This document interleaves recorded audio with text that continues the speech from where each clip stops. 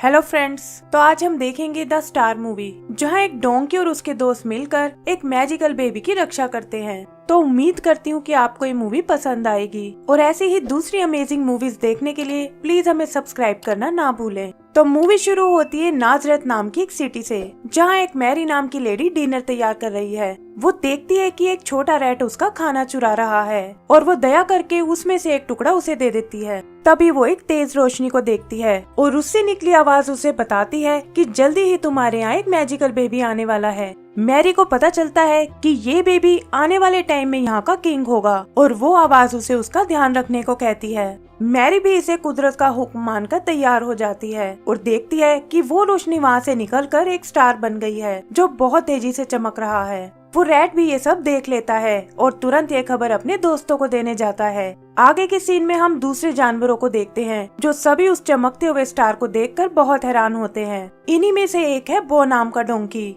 जो अपने डैड के साथ मिलकर एक चक्की में काम करता है। वो डैड को बताता है कि शायद ये स्टार उसकी किस्मत बदलने वाला है और वो जल्दी ही इस कैद से आजाद हो जाएगा। लेकिन उसके डैड उसे काम पर ध्यान देने को कहते हैं। सुबह उसका फ्रेंड डेव उससे मिलने आता है और बताता है कि आज उनकी सिटी से शाही सवारी निकलने वाली है। वो ये सुनकर बहुत एक्साइटेड होता है और अपने डैड से कहता है कि शायद स्टार ने उसकी किस्मत बदल दी है। उसके डैड उसे ये सपना देखने से मना करते हैं, लेकिन वो कहता है कि एक दिन वो शाही सवारी में शामिल होकर सबको प्राउड फील कराएगा।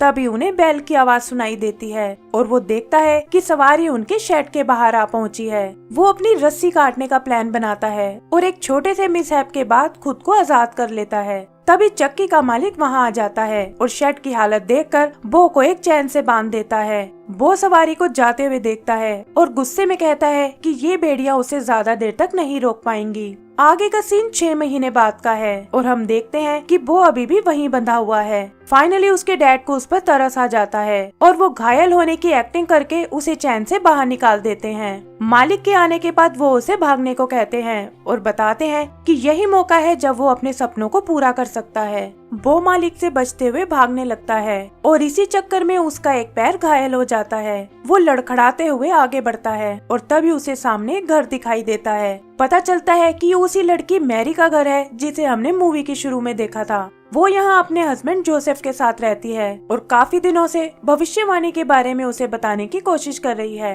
तभी उसे टेबल के नीचे छुपा हुआ बो दिखाई देता है और वो देखती है कि उसके पैर में चोट लगी है। वो अपने दुपट्टे से उसकी बैंडेज करती है और उसका नेचर देखकर बो भी उसे पसंद करने लगता है।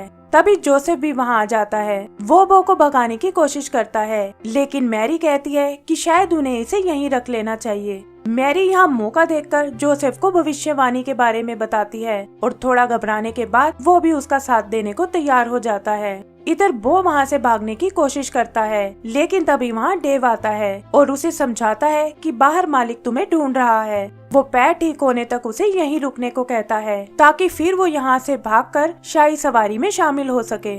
आगे हम 3 बुद्धिमान व्यापारियों को देखते हैं जो अपने कैमल्स साइरस, डेब्रा और फिलिक्स के साथ ट्रेवल कर रहे हैं। पता चलता है कि वो सब मैजिकल बच्चे को कुछ गिफ्ट देना चाहते हैं और इसी चक्कर में यहाँ के किंग से मिलने आए हैं। किंग को लगता है कि ये सब गिफ्ट उसके लिए हैं, लेकिन वो लोग बताते हैं कि ये आने वाले उस नए किंग के लिए हैं। किंग ये सुनकर परेशान हो जाता है और मंत्री से तुरंत अपने हंटर को बुलाने को कहता है, जिसके पास थेडियस और रूफस नाम के 2 खूंखार डॉग्स हैं। फिर वो सैनिकों से उन व्यापारियों को बंदी बनाने को कहता है और हंटर को उस बच्चे को ढूंढकर मारने के लिए भेजता है। आगे हम मूवी के शुरू वाले उस रैट को देखते हैं जो बाकी एनिमल्स को उस भविष्यवाणी के बारे में बता रहा है। तभी रूफस उसे पकड़ लेता है और उससे आने वाले किंग के बारे में पूछता है। रैट भी डर के मारे उन्हें सब कुछ बता देता है और वो लोग हंटर के साथ नाजरत की ओर निकल जाते हैं। इधर हम बो को देखते हैं जो मैरी के घर में एंजॉय कर रहा है और तभी वो देखता है कि जोसेफ उसे बग्गी में जोड़ने वाला है।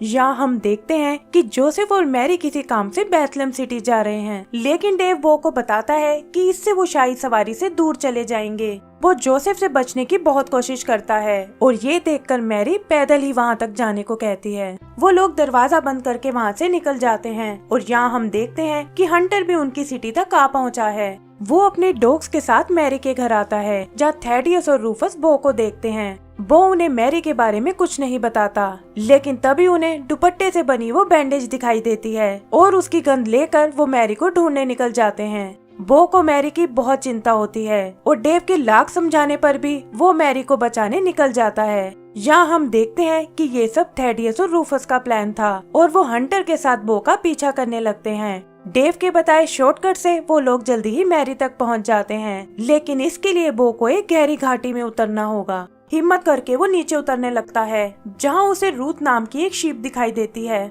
वो उसे बताती है कि मैं अपना झुंड छोड़कर उस स्टार का पीछा कर रही हूँ, क्योंकि मैंने सुना है कि वहाँ एक मैजिकल बेबी आने वाला है। फिर वो नीचे उतरने में उसकी मदद करती है और देखती है कि वो बेथलेहम जा रहे हैं। वो उसे मैरी और उस हंटर के बारे में बताता है और ये सुनकर रूथ भी उनके साथ आने को तैयार हो जाती है। यही हम हंटर को भी देखते हैं, जो उनके पीछे यहाँ भी आ पहुँचा है और अपने डॉग्स के साथ उन्हें पकड़ने निकल जाता है। उधर महल में वो तीनों कैमल छुपकर किंग की बातें सुनने जाते हैं और देखते हैं कि किंग उस बेबी को मारने का प्लान कर रहा है। किंग भी कुछ सोचकर उन तीनों व्यापारियों को आजाद कर देता है और कहता है कि तुम उस नए किंग को ढूंढने जा सकते हो। कैमल्स भी समझ जाते हैं कि वो उनके मालिकों की मदद से उस बेबी तक पहुंचना चाहता है और वो किसी तरह नए किंग को वार्न करने की सोचते हैं। इधर वो जल्दी ही मैरी तक पहुंच जाता है और वो दोनों उसे यहाँ देखकर बहुत हैरान होते हैं। वो रूथ के साथ मिलकर उन्हें आने वाले खतरे के बारे में बताता है, लेकिन वो उसकी बात नहीं समझ पाते। तभी वो देखते हैं कि हंटर ठीक उनके पीछे है और रूथ उन्हें सामने लगे एक मेले में छुपने का आइडिया देती है। वो तुरंत मैरी को खींचकर मेले में ले जाता है और हंटर भी वहाँ आकर भीड़ में मैरी को ढूंढने लगता है। वो एक आदमी को हंटर समझकर उसका ध्यान भटकाने जाता है, लेकिन देखता है ये तो कोई और ही है। इधर हंटर मैरी को ढूंढ लेता है और अपने डॉग्स को बांधकर उसे मारने जाता है। वो समझ जाता है कि अब उसे ही कुछ करना होगा और वो जोसेफ की बग्गी को मेले की ओर धकेल देता है। बग्गी से मेले में बहुत टूट फूट होती है और इसी चक्कर में हंटर एक कुएं में गिर जाता है। वो फिर से मैरी को खींचता है और वो देखती है कि ये सारा नुकसान उसी की वजह से हुआ है। हंटर के डॉग्स भी बंधे होने के कारण उन्हें नहीं रोक पाते और वो सब मेले से निकल जाते हैं। जोसेफ मेले में हुए नुकसान से बहुत नाराज होता है और कहता है कि अब वो इस डोंकी को अपने साथ नहीं रख सकता। मैरी उसे शांत करती है, लेकिन जोसेफ बो की ओर जिम्मेदारी लेने से मना कर देता है। बो भी उदास होकर डेव के साथ वहाँ से जाने लगता है और रूथ के समझाने का भी उस पर कोई असर नहीं होता। यही एक सीन में हम हंटर को देखते हैं, जो कुएं से बाहर आ गया है और अपने डॉग्स के साथ एक बार फिर मैरी के पीछे चला जाता है। इधर हम मैरी को देखते हैं, जो बो के जाने से बहुत दुखी है, लेकिन वो तो डेव के साथ शाही सवारी की ओर जा रहा है। जल्दी ही उन्हें वो सवारी मिल जाती है और भागते हुए वो देखता है कि मैरी की बंधी बैंडेज खुल गई है। उसे लगता है कि मुझे मैरी को अकेले नहीं छोड़ना चाहिए था और वो डेव को अकेले ही आगे जाने को कहता है। डेव उसका साथ छोड़ने से मना कर देता है और कहता है कि मैं ये सपना अकेले पूरा नहीं कर सकता। फिर वो दोनों मैरी को ढूंढने निकल जाते हैं। आगे के सीन्स में हम देखते हैं कि जोसेफ की बग्गी टूट गई है और फ्रस्ट्रेशन में वो मैरी पर नाराज हो जाता है। मैरी उदास होकर वहाँ से चली जाती है और ये देखकर जोसेफ को बहुत बुरा लगता है। तभी वो देखता है कि वो वापस आ गया है और उसे मैरी के पास जाने को कह रहा है।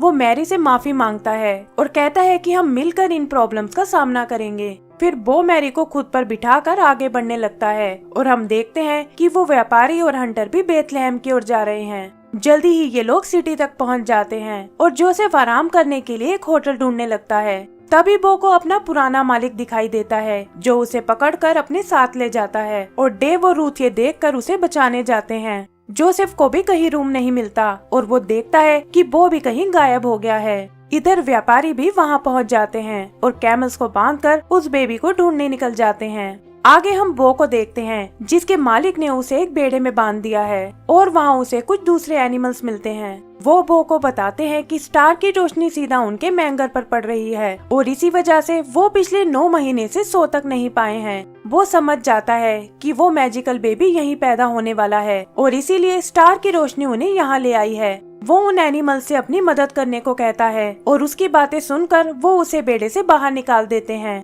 वो मैरी को ढूंढने जाता है और देखता है कि हंटर भी वहाँ पहुँच गया है। भागते हुए उसे डेव और रूथ मिलते हैं और वो उन्हें हंटर्स के डॉग का मुकाबला करने के लिए मदद लाने को कहता है। डेव हेल्प लेने सिटी की तरफ जाता है और रास्ते में उसे बंधे हुए वो कैमल्स दिखाई देते हैं। रूथ भी वापस अपने झुंड के पास जाती है, लेकिन वो उस पर कोई ध्यान नहीं देते। गुस्से में वो जोर से चिल्लाती है और तभी आसमान से वही मैजिकल रोशनी आती है। एक आवाज उन सबको उस मैजिकल बेबी के बारे में बताती है और झुंड रूथ का साथ देने के लिए तैयार हो जाता है। इधर हम जोसेफ को देखते हैं जो अभी भी एक होटल ढूंढ रहा है और मैरी की तबीयत खराब होते देख वो उसे बाहर ही आराम करने को कहता है। तभी उन्हें ढूंढता हुआ बो वहाँ आता है और देखता है कि हंटर मैरी की ओर ही बढ़ रहा है। वो भागकर उन दोनों के पास आता है और उन्हें अपने साथ चलने का इशारा करता है। हंटर भी उन्हें देखकर उनका पीछा करता है, लेकिन वो किसी तरह उन्हें बचाकर बेड़े में ले आता है। वहाँ वो देखते हैं कि एनिमल्स ने जगह को साफ कर दिया है और जोसेफ मैरी को मैंगर के पास बिठा देता है।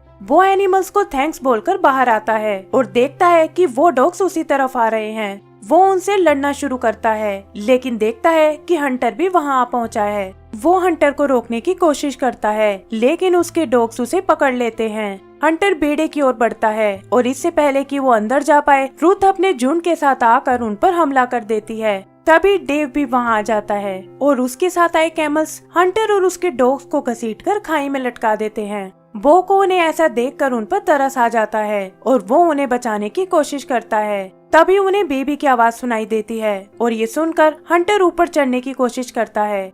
वेट कम करने के लिए वो अपने डॉग्स को नीचे फेंक देता है और वो उन्हें बचाने उनके पीछे जाता है। हंटर ऊपर आने के लिए अपनी तलवार का यूज करता है, लेकिन इससे चट्टान टूट जाती है और वो नीचे गिरकर मारा जाता है। इधर बो किसी तरह उन डॉग्स को गिरने से बचा लेता है और अपने दोस्तों की मदद से वापस ऊपर ले आता है। फिर वो उनकी चेन्स खोल देते हैं और उन डॉग्स को भी अपनी गलती का एहसास हो जाता है। आगे वो लोग वापस बेड़े में आते हैं और बो और बाकी एनिमल्स उस बेबी को देखकर बहुत खुश होते हैं। तभी वो दोनों डॉग्स भी वहाँ आ जाते हैं और उन्हें उदास देखकर वो उन्हें भी उस बेबी से मिलवाता है। आगे हम उन व्यापारियों को आते हुए देखते हैं जो उस बेबी को अपने गिफ्ट देने आए हैं। सभी लोग सर झुकाकर अपने होने वाले किंग को रिस्पेक्ट देते हैं और वो वहाँ से वापस जाने लगता है। तभी मैरी उसे रोककर अपने साथ ही रहने को कहती है और इसी के साथ हमारी मूवी खत्म हो जाती है। तो दोस्तों, अगर आपको ये मूवी पसंद आई हो तो प्लीज हमें लाइक एंड सब्सक्राइब करना ना भूलें। Thank you.